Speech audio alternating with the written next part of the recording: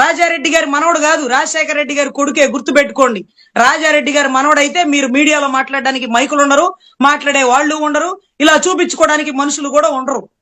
ఆయన ఆ విధానంలో పోకూడదు అనుకున్నాడు కాబట్టే గొప్ప గొప్ప సంస్కరణలు తీసుకొచ్చి డిజిటల్ బోర్డులు తీసుకొచ్చి, బూట్లు తీసుకొచ్చి, బ్యాగులు తీసుకొచ్చి, డిక్షనరీలు తీసుకొచ్చి, ఆర్ఓ వాటర్లు తీసుకొచ్చి విద్యని ముందుకు తీసుకొస్తూ గవర్నమెంట్ స్కూల్ పిల్లల్ని దేశ విదేశాలకు తిప్పుతున్నాడు.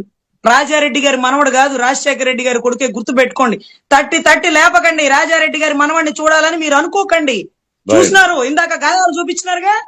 అన్ని గాయాలైన మీరు ఈ రోజు చక్కగా గొప్పగా పదవిలో ఉంటున్నారు, అదే పులివెందుల్లో తిరుగుతున్నారంటే కారణం రాజశేఖర రెడ్డి గారు కొడుకున్నాడు మీ కళ్ళ ముందు, రాజారెడ్డి గారి మనవడు కాదు. ఏందక్కాయ్ పొగుడుతున్నావా, నువ్వు తిడుతున్నావా జగన్మోహన్ రెడ్డిని అర్థం కావడం లేదే. ఏం రాజారెడ్డి మనవడైతే అంత కూడా ఏమన్నా అంత భయపడాలా రాష్ట్ర ప్రజలు? రాజశేఖర రెడ్డి కొడుకు అయితేనే మంచోడా? ఏందో నీ తీరు ఏమీ అర్థం కావడం లే. మళ్ళీ అంతా పోగా నీ పులిహోర చేసేలా ఉన్నారు. మీరందరూ 2029లో అన్న జగన్మోహన్ రెడ్డిని ముఖ్యమంత్రి చేస్తారనుకుంటే ఈసారి 11 కాదు కదా, వైనాటు పులివెందులు అనేది మీ నోటితో మీరే నిజమయ్యేటట్టున్నది అక్కాయ్.